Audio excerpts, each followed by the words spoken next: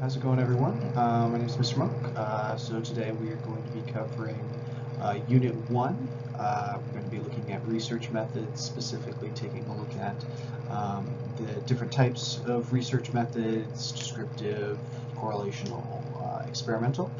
So this is covering units 1.1, 1.2, and 1.3. So we're going to start at the beginning with hindsight bias.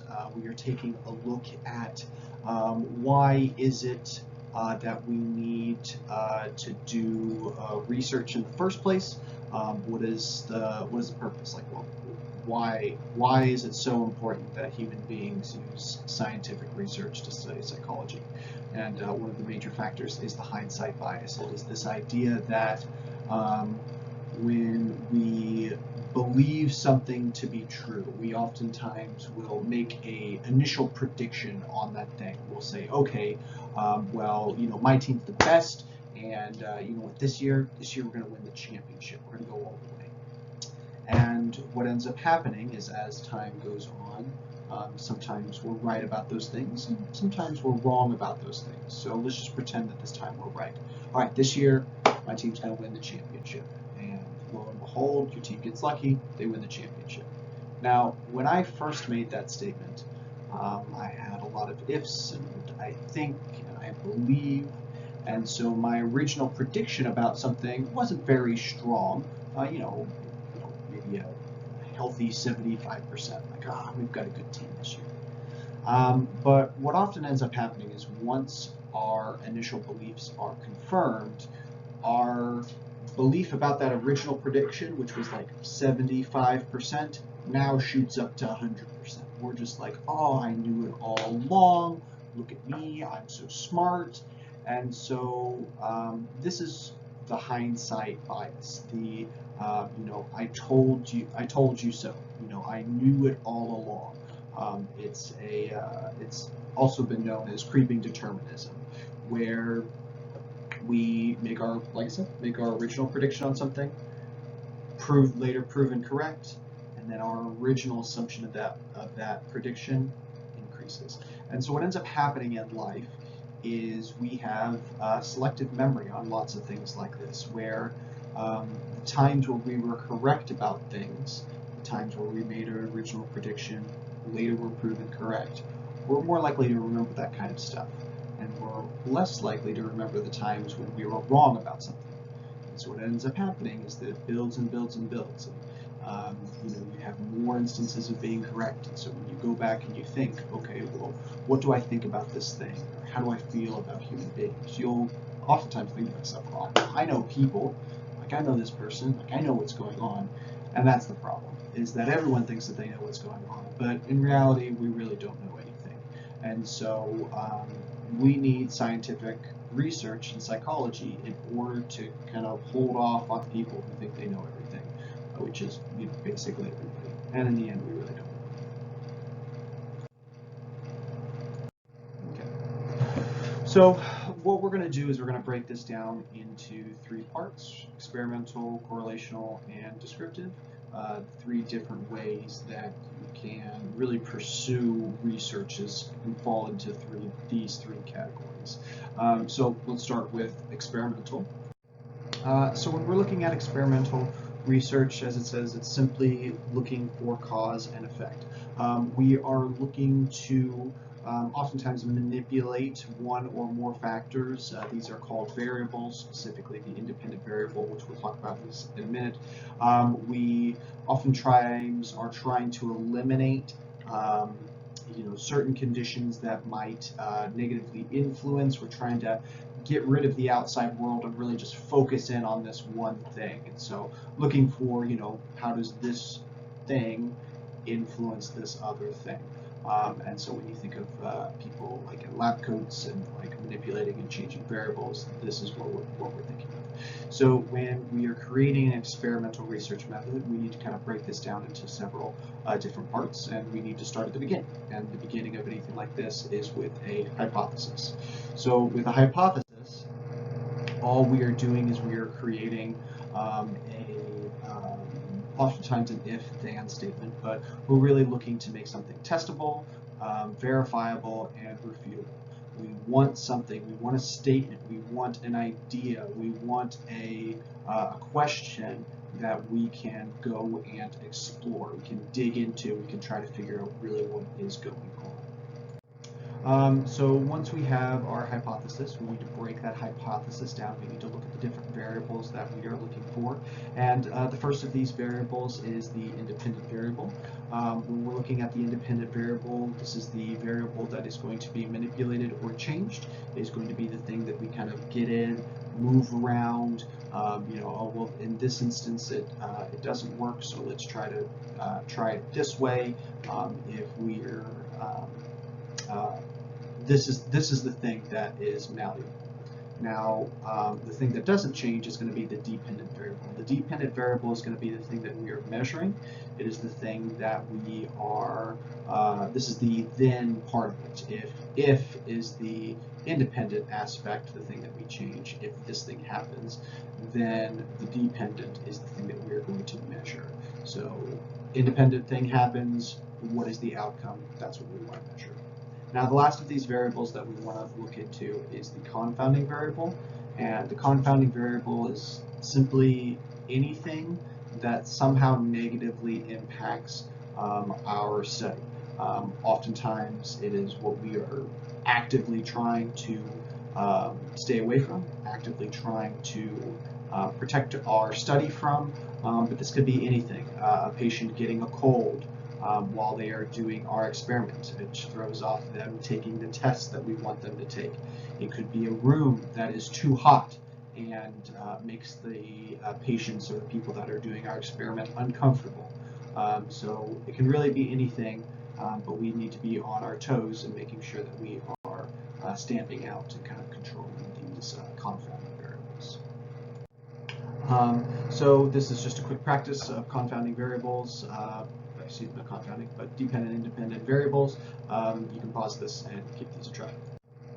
Okay, so next we have our population. So this is the group of people that we are doing this experiment on.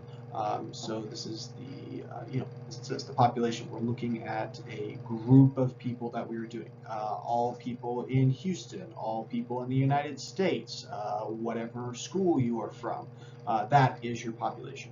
Now, with any population, when we are studying that group of people, oftentimes it's very difficult to get all of them into the same place. So what you do is, instead of studying each and every individual in a population, you create a sample. You pull a sample of that population. You want to take out people in that population. And so generally speaking, what you do is you randomly select, you find a way to get everyone in a database, you randomly select those people, and what that helps us create is that helps us create a representative sample of the population. You need to make sure that if you are studying a group of 30-ish-year-old females, that you don't,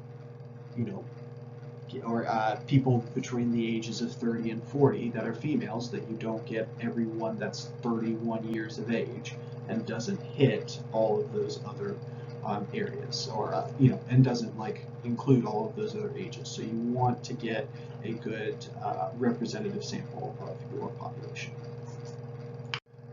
So when we once we have our sample, we need to split that sample up. So we have two groups that we slot these people into. We have our experimental group and we have our control group. So the experimental group is the group that is going to be getting all of the basically the independent variable. They're the ones that we are having them work with the stuff that we are manipulating and changing. We really are interested in how they react to what's going on. And then we have our control group, and the control group is really just there to compare what we are doing. And so we need the control group to be like, all right, well, we gave these people this pain medication, and we need to compare. All right, everyone here is having headaches. Half of you are given the actual drug that might help with those headaches. The other half of you are given nothing.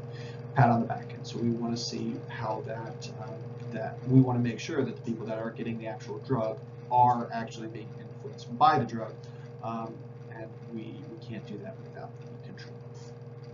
So now that we have our kind of different facets of this experiment together, we need to really kind of pack in and make sure that we are doing things properly, and control measures are what we use in order to protect ourselves from confounding variables. So we have a few of these that we're going to look at. The first is something we kind of already talked about, which is randomization.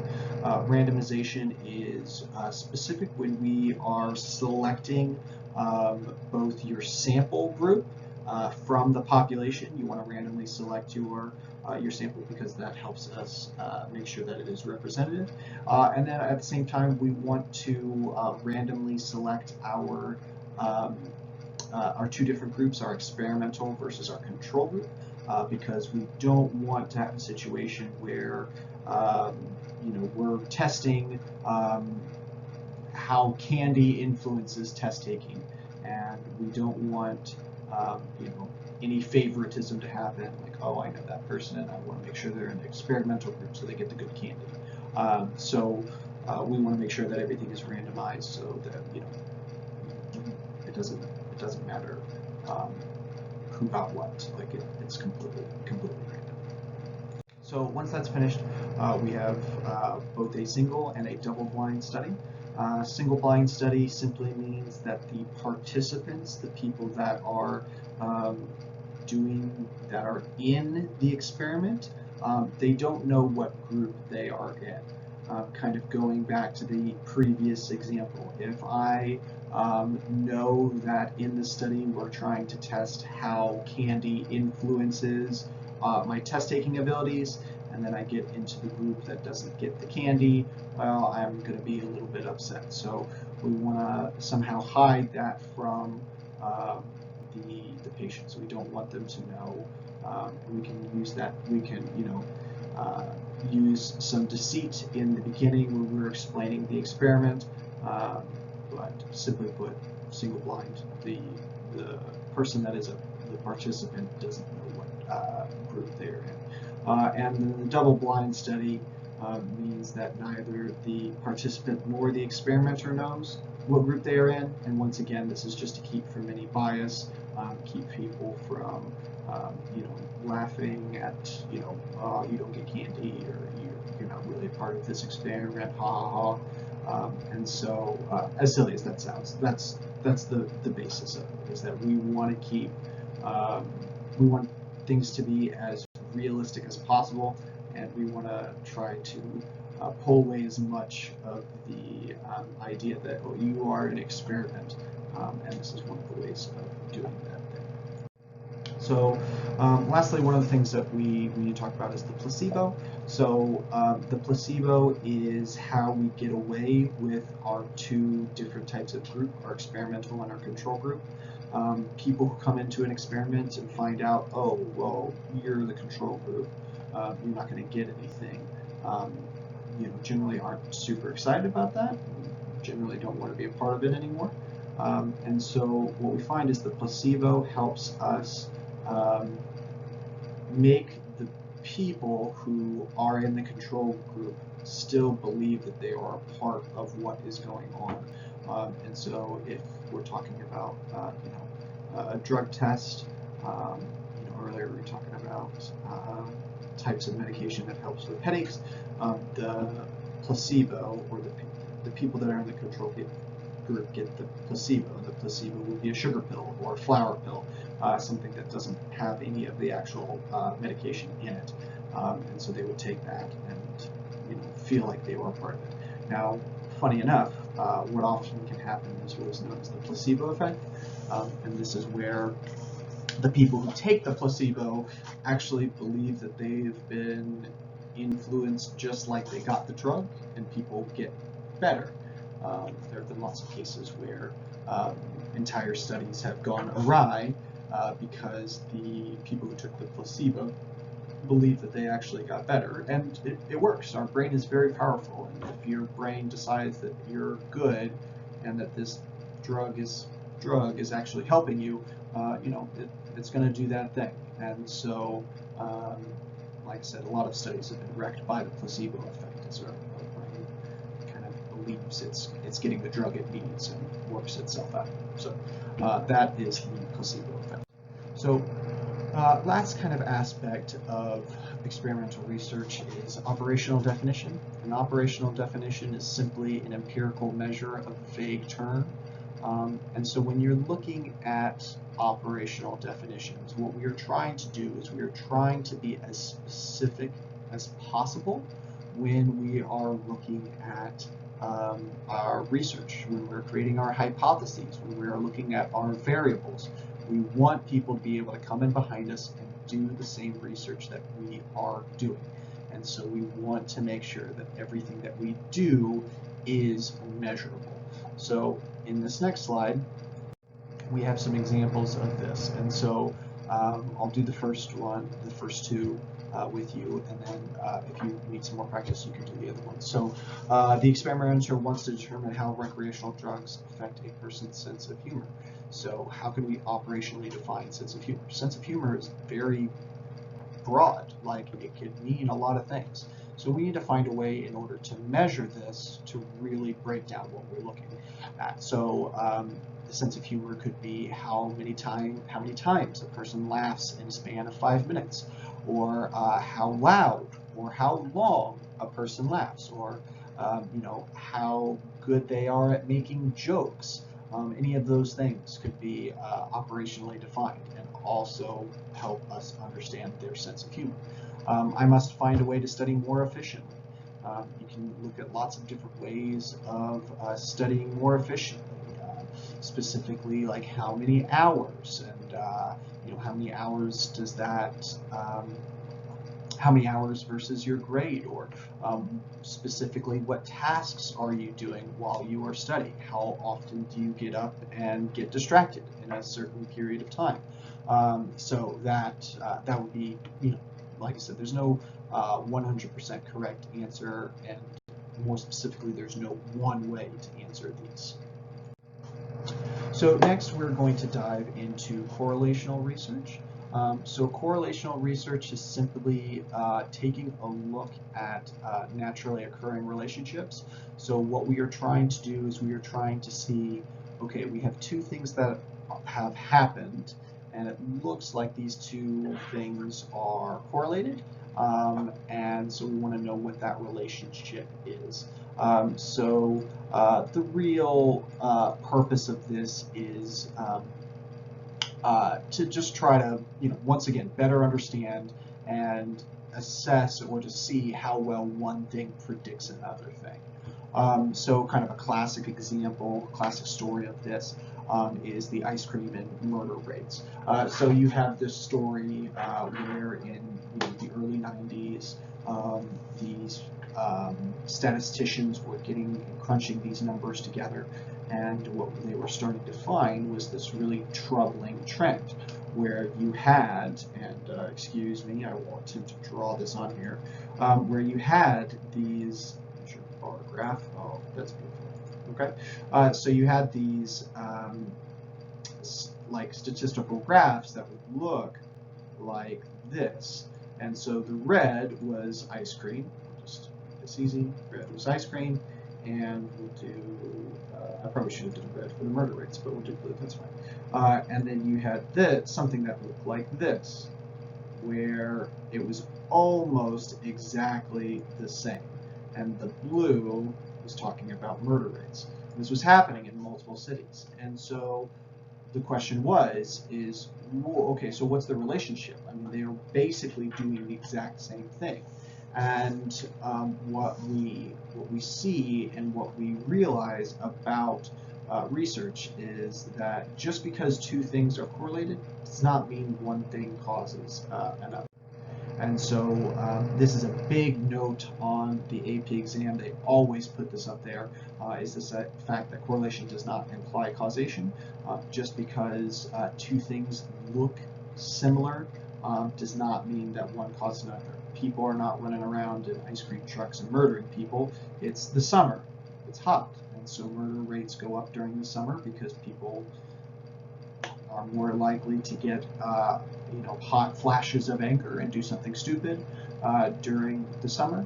And ice cream sales go in the summer as well. So simply put, correlation does not imply causation. This is just something that you kind of need to make sure that you know for the AP exam, and that's really it. That's all we're going to talk about for correlation. So next, we're going to take a look at descriptive research.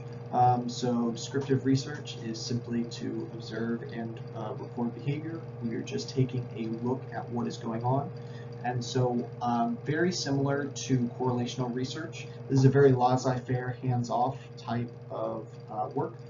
We are not getting our hands, we're not manipulating anything, we are not changing anything, so this is very much unlike experimental research. And once again, all we're trying to do is observe what is going on. So we have several different ways in which we look at descriptive research. So let's take a look at the first one. Naturalistic observation is one of the classic descriptive research, where it's exactly what it says in the term. We observe someone in their natural habitat. We watch from afar. We see what they're doing in public settings and how they react and interact and do what it is, whatever it is we're specifically looking at. And we record the data. Once again, we're not getting involved, we're not saying anything, and we're definitely trying not to get caught. Anyone who's driven up next to someone who's picking their nose knows that, when you are being seen doing what you would normally do, it oftentimes changes how people do the things that they do. So just be aware of that, a big part of naturalistic observation is not getting caught. Don't let people see you. Okay. So next we have case studies. So case studies happen when we have generally a very rare occurrence.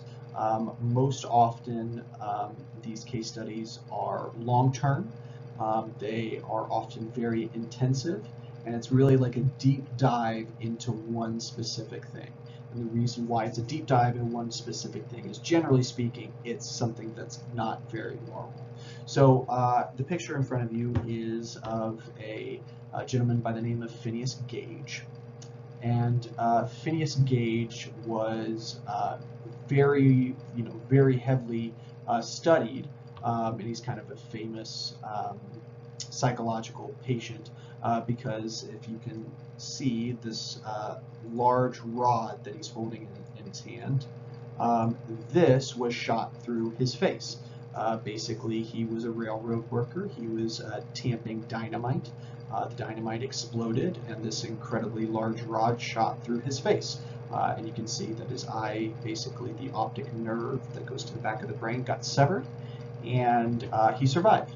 And this will be a story I tell a little bit later as well. But basically what ended up happening is he's kind of one of our big-time examples of case studies. People studied him for a very long time, trying to figure out, why did he survive? Part of his brain got blown out. What changed about his behavior once he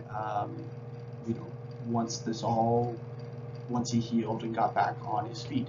And so case studies are great. They give us lots of really different information. You have a mother who gives birth to 8 children. Wow, like, what is your life like? How was the actual birth process? Like, how do you raise these kids? What do you do?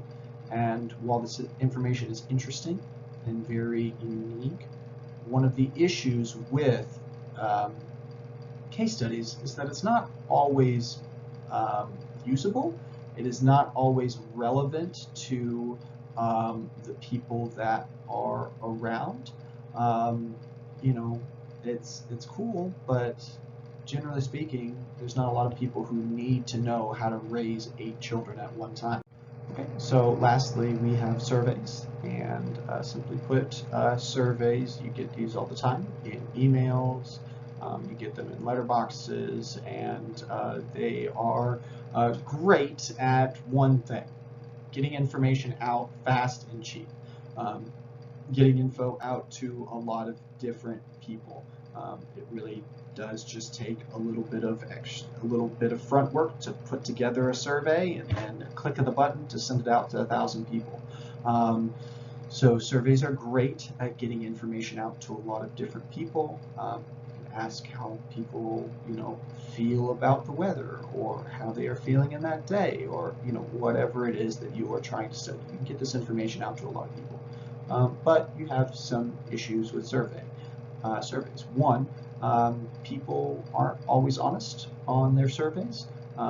They generally don't. I mean, it doesn't matter that the survey is anonymous. People lie about it because people lie about themselves all the time, and they want to sound like they are better people than what they actually are. And so people lie on surveys even though they have nothing to gain from it. People won't do your surveys unless you give them some type of incentive. So if you are doing a survey, you've got to give them something that they want, some sort of incentive, gift cards, money, extra credit. And in the end, they still might totally lie on the survey because oftentimes people just don't really care. And so surveys you got to take with a grain of salt, and they're great to get a lot of information out, and they're cheap, but not always reliable.